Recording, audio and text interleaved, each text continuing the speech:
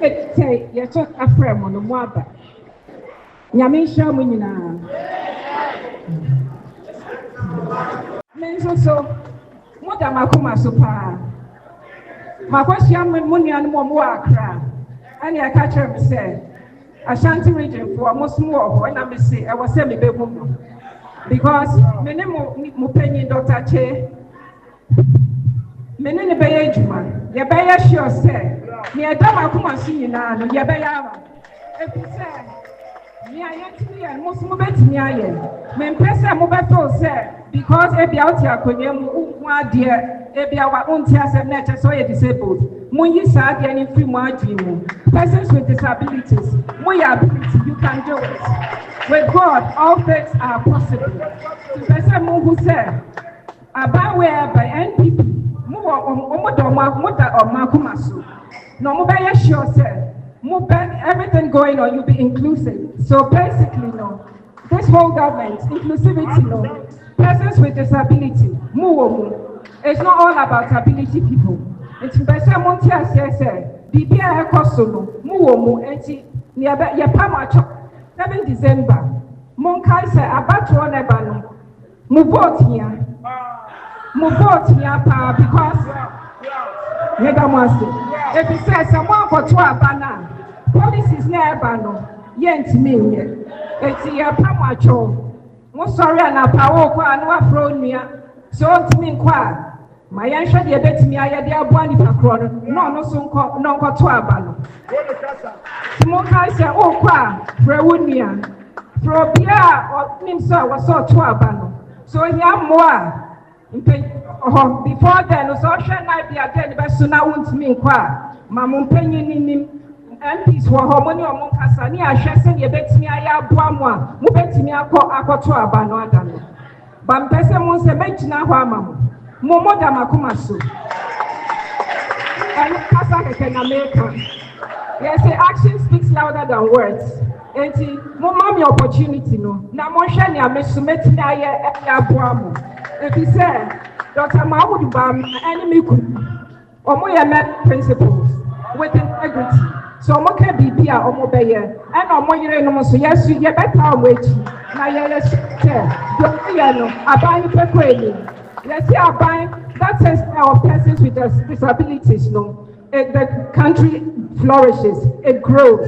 And see, him say, with mono, Ghana, Bekweli. The person with them when you say, because I know Mama Meniaji, Yamesha Munina, na 7 December, Monkai said, about one, higher number. Thank you. What about Wumia? What to Manuel? What to Manuel? MPP. What about Wumia? What to Manuel? What to Manuel? Ghana at the Shimaipa. Wumia Sorowaka. And go to Apano Dr. Wumia. And Manifestiano. It is possible. We are breaking the age.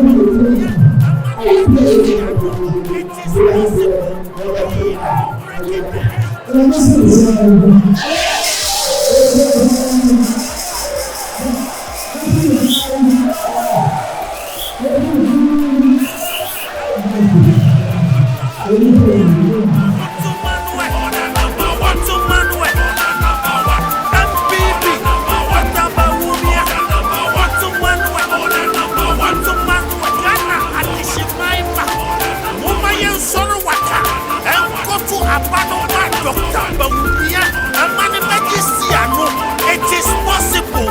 We are breaking the age.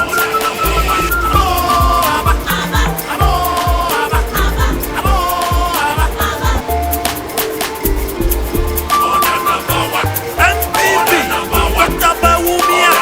What to Manuel?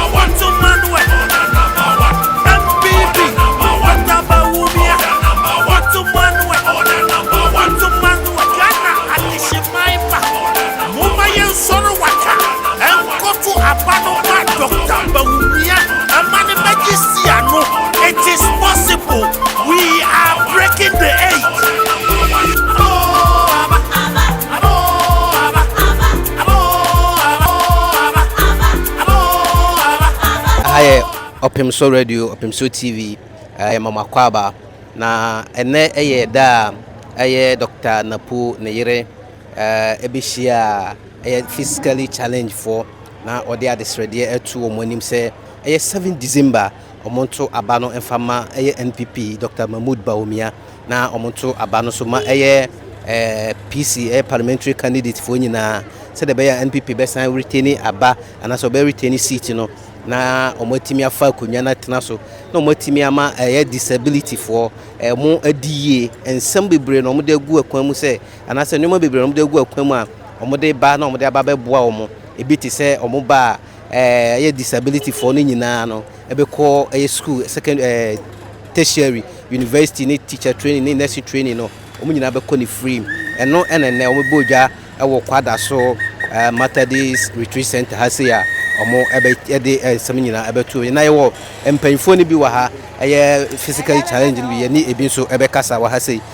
mame high Opemsuo TV high Opemsuo radio e mo akwaba yaja bacha udini ese me pa so me de Staffordro bacha ofri fine ne bai me fli boshen enne nhyiamudie no die na wote oh mati niama bebre ya NPP aban e de agu akwan so amaye ne a sabe ye didem na watre niama bebre ye ban so a onya ye kwa omu che niama afeso a ne yebedie niama bebre nti ne ye kan se de danase ye bompa ye se nyame bebie kwan osuru bebie kwan a o mesa aba power amaye na watu ane wo yeso ti danase pa mo ho no mutimi de nyoma bremo bi o ha mo se ye che me nya bi mo wutanya bi oh me de ye ko ba bi sa ne ye cha de nya bi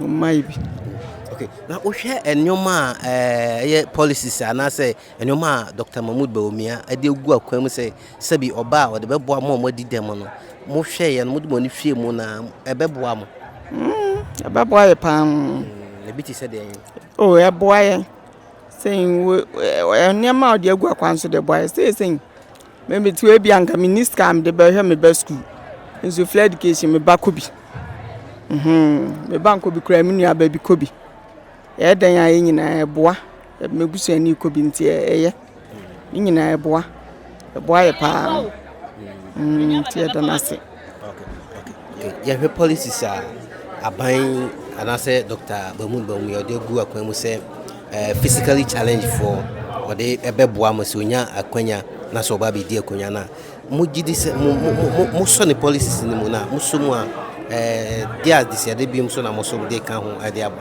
amana de aboa mo yo eda mo se ne yenya sa akwanya na ene Opemsuo fo atwetwe sa nkomo yi de metimi aka no se sa politics ayekosue anase campaigns the other politics na omo kan obi e kan agin but ye hwe NPP aban anaye ne ankasa Bawumia ne policy odi aba no ebeboa titu fiscal challenge for nemo de me sira me kan nyina ne se on hwe se nsem na all can for disability ho no obetima ye de edisu aban because aban bia ba o asem bia o ye de okan aban bia ba o asem o okan ba o hwe NPP aban ene sa attitude Bawumia sere wosi afa fiscal challenge for ade na to na koma pon so no a misusu se oba obetima ye de nemo memane meka sam no na afi Nyankopon ye na dom no beduru ho no no a na afi ni ira ko ye de afi eno de basa na MY ana afi nsuso fiscal challenge from your other activities sports activities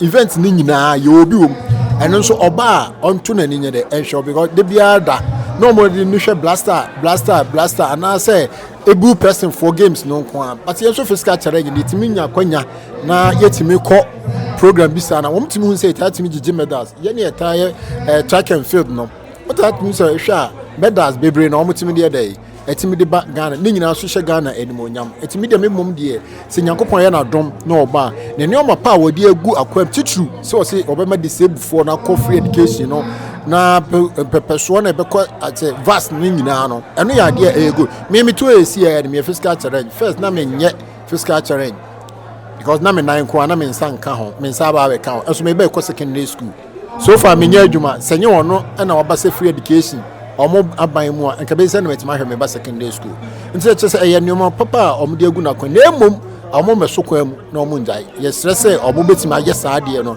na me etima nye omu gidie na emre esembia na etimi na omo atwensa wo so me ba ho biem no me ankasa me no mo kasa ye no me physical challenge for coach wheelchair basketball coach metio CCA nti sa akonya ba na se akontu bi ba se EPC 2 na omama neoma ayenwonworan okoje visa ensemebre na omoka impo monye invitation na esesa mokoro na omaye neoma nwonworan emayenti menyede enko nti yesrese nyame ye na dom na oba bedura omo na ni nko physical challenge sports no ankasa aho ada event ni nyina no omo na ni enko so ebetimi ama yenso ye ni die no awie epeyo okay that's special within yes Pacho Efremi Richard Kwekwanchi but Oba Sports Media e coach entry. See, my name is Sunkasa. Mama Opemsuo TV senior Opemsuo radio ni. Ene hemudie nyema ben no mo ka kire mo na de wote ye no so no. Wote ne sen. Ene hemudie no. MPP aban wo boye pa. Oba so disability for ye ni agi bebre.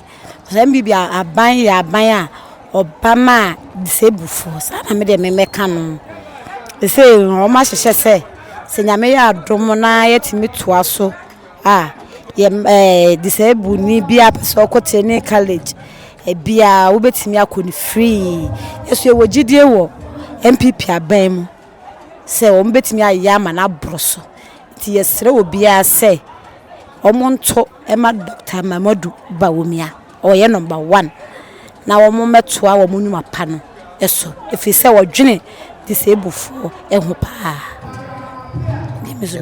so me das na che se ahwefo na tifo the ekoso wo Kwadaso ha sei no na ye ntoa so hwe ha ba ko mienu bi se ye benya nipa ba ko mienu bi wa ha sei na ye no mo so atwetwe enkomo ame ne ye maame enkasa wa ha sei ye maame Yema akwa baba Opemsuo TV Opemsuo radio mpacho mu free fine na bae mpacho ye fra Sante Mampong ye message program ye nti na mobile no ensempa be na modeko mpacho ensempa ye de ko nyina ne se ye papa ne ye maame mo nsemo mo ka kire ye no ya tie na sopem ade fefe de o ma ya maye ene wo mo anhwe ye mobroye na wo mo amu ya bonfia Oma kan ede yaba wo mo nche eda wo masepa omo nso mo maka kire nyina yatie ede agu asopem dom pese yenya mamon bia ebe ya momo